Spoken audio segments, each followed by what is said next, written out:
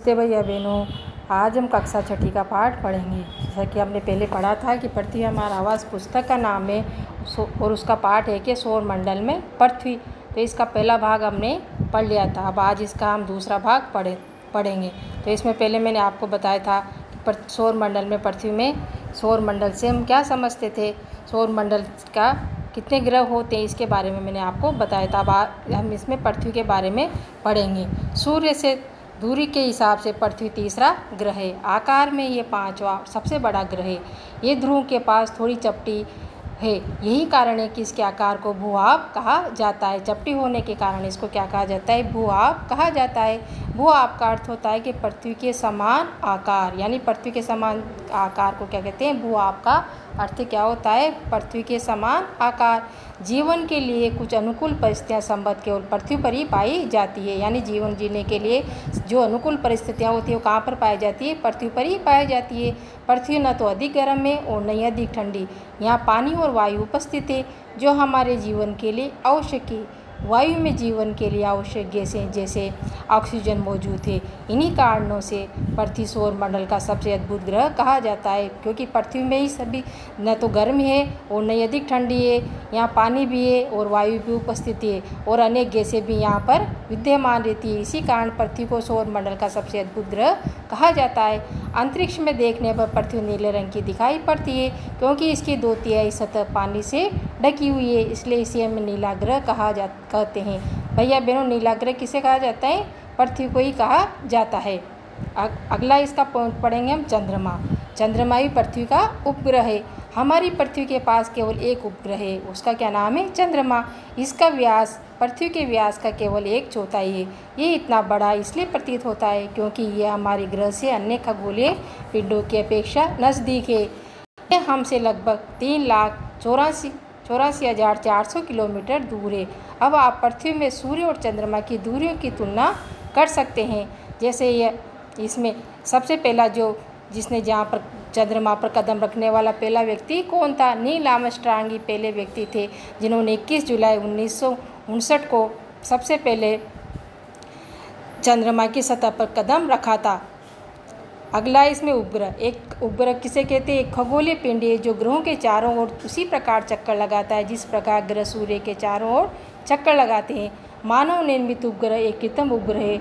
यह एक वैज्ञानिकों द्वारा बनाया गया है। इसका उपयोग ब्रह्मांड के बारे में जानकारी प्राप्त करने एवं पृथ्वी पर संचार माध्यम के लिए किया जाता है।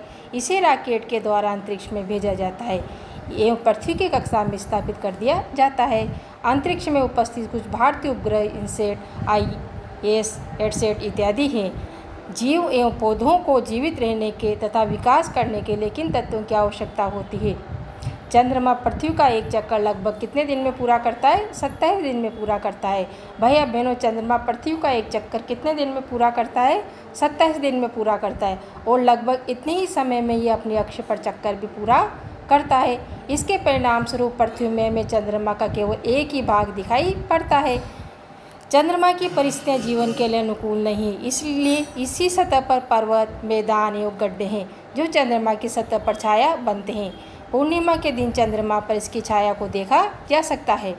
अगला इसमें पढ़ेंगे हम, क्षुद्र ग्रह किसे कहते हैं। तारों, ग्रहों एवं उपग्रहों के अतिरिक्त असंख्य छोटे पिंड भी सूर्य के चारों ओर चक्कर लगाते हैं। इन्हीं पिंडों को क्षुद्र ग्रह कहते हैं। भैया बहनों, क्षुद्र ग्रह किसे कहते हैं, जो तारों, ग्रहों और उपग्रहों के अतिरिक्त अन्य असंख्य जो छोटे पिंड होते हैं और सूर्य के चारों ओर चक्कर लगाते हैं, इन पिंडों को हम क्या कहते हैं, क्षुद्र ग्रह कहते हैं। ये मंगल एवं बृहस्पति की कक्षाओं के बीच में पाए जाते हैं, जैसा कि आपको चित्र 1.2 में बताया गया है। वैज्ञानिकों के अनुसार क्षुद्र ग्रह के ही भाग होते हैं जो कि बहुत वर्ष पहले विस्फोट के बाद ग्रहों से टूटकर अलग हो गए थे। अगला पॉइंट है इसमें, उल्कापिंड। उल्कापिंड किसे कहते हैं, सूर्य के चारों ओर चक्कर लगाने वाले पत्थरों के छोटे छोटे टुकड़ों को क्या कहते हैं, उल्कापिंड कहते हैं।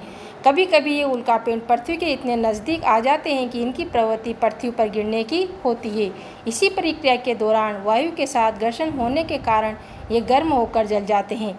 फलस्वरूप चमकदार प्रकाश उत्पन्न होता है। कभी कभी कोई उल्का पूरी तरह जले बिना पृथ्वी पर गिरती है, जिससे धरातल पर गड्ढे बन जाते हैं। ये इतनी ज़ोर से ज़मीन पर गिरते हैं कि इसके गिरने से नीचे ज़मीन पर गड्ढे हो जाते हैं। आपने तारों वाले खुले आकाश में एक और दूसरी ओर तक फैली चौड़ी सफ़ेद पट्टी की तरह एक चमकदार रास्ते को देखा है। ये लाखों तारों का समूह, यह पट्टी आकाशगंगा मिली है, यानी इसको क्या कहते हैं? आकाशगंगा कहते हैं। आसमान में छोटे छोटे तारों के जो समूह होते हैं उनको क्या कहते हैं? आकाशगंगा कहते हैं। हमारा सौर मंडल भी आकाशगंगा का एक भाग है। प्राचीन भारत में इसकी कल्पना आकाश में प्रकाश की एक बहती नदी से की गई थी। इसी प्रकार इसका नाम आकाशगंगा पड़ा था।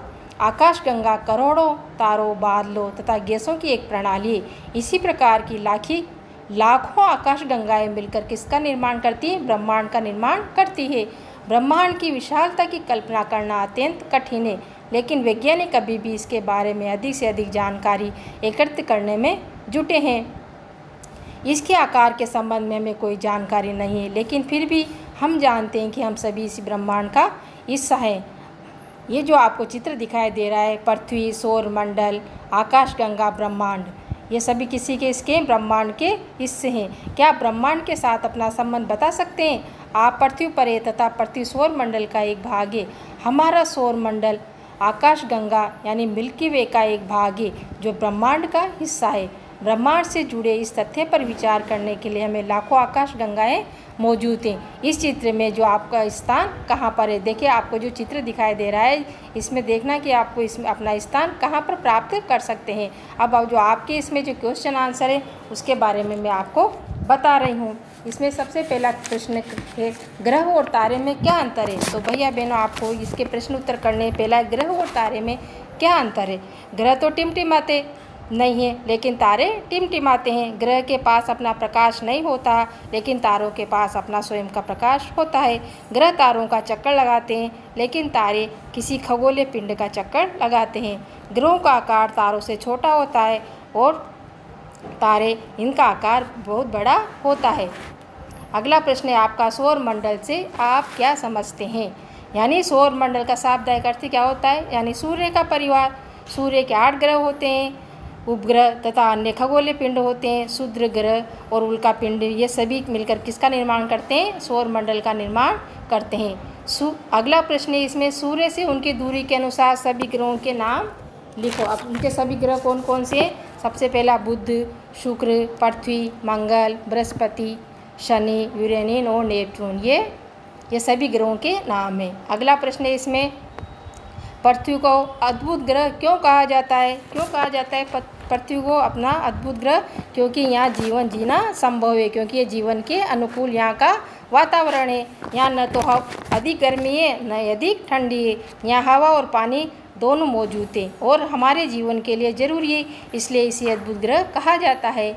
हम हमेशा, अगला प्रश्न है इसमें, हम हमेशा चंद्रमा के एक ही भाग को क्यों देख पाते हैं? क्यों देख पाते हैं? क्योंकि चंद्रमा पृथ्वी का एक चक्कर लगाने में लगभग 27 दिन लेता है। इतना ही समय इसे अपना अक्ष पर एक चक्कर पूरा करने में लगता है। इसी कारण हम हमेशा चंद्रमा के एक भाग को ही देख पाते हैं। अगला प्रश्न है, ब्रह्मांड क्या है? जो मैंने अभी आपको बताया था, अंतरिक्ष में मौजूद सभी तत्व जैसे ग्रह, तारे, उपग्रह, आकाशगंगा को सम्मिलित रूप से क्या कहते हैं? अपन ब्रह्मांड कहते हैं। अब इसमें आपको बसद वाले क्वेश्चन है, इसमें आपको देखना है, किस ग्रह को पृथ्वी के जुड़ा ग्रह के नाम से जाना जाता है? कौन से ग्रह को जाना जाता है जुड़ा ग्रह के नाम से? शुक्र ग्रह को। तो इसमें क्या आएगा? शुक्र। सूर्य से तीसरा सबसे नजदीक ग्रह कौन सा है? तो इसमें क्या आएगा? पृथ्वी आएगा।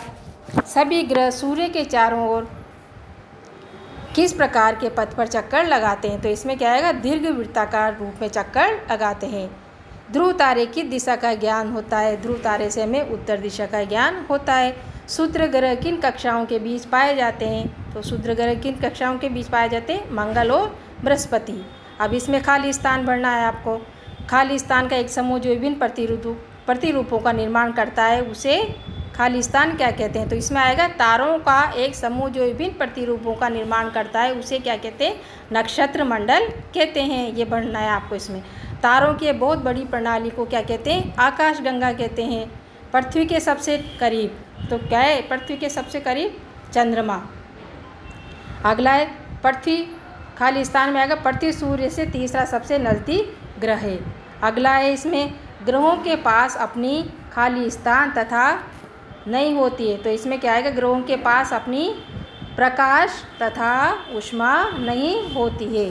तो भैया बहनों, आपका ये पाठ पूरा हो गया। अब आप इसका ही प्रश्न उत्तर आपको होमवर्क की कॉपी में करके लेके आना है ना। ये पाठ पूरा हो गया है। धन्यवाद।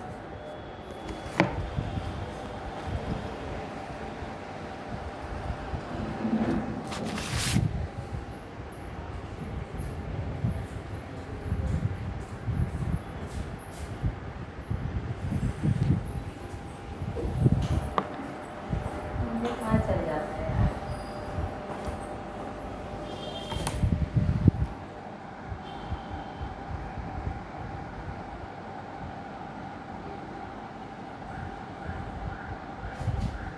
कौन गया?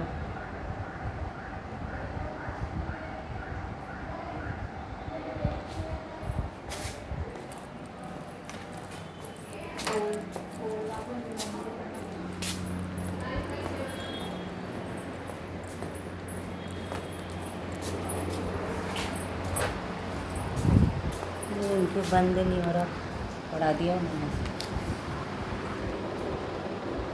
मिल ही नहीं रहा।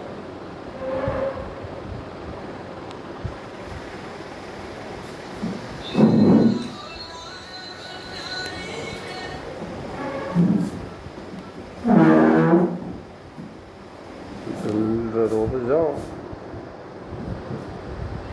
इनके कहाँ चल जाता है फोन?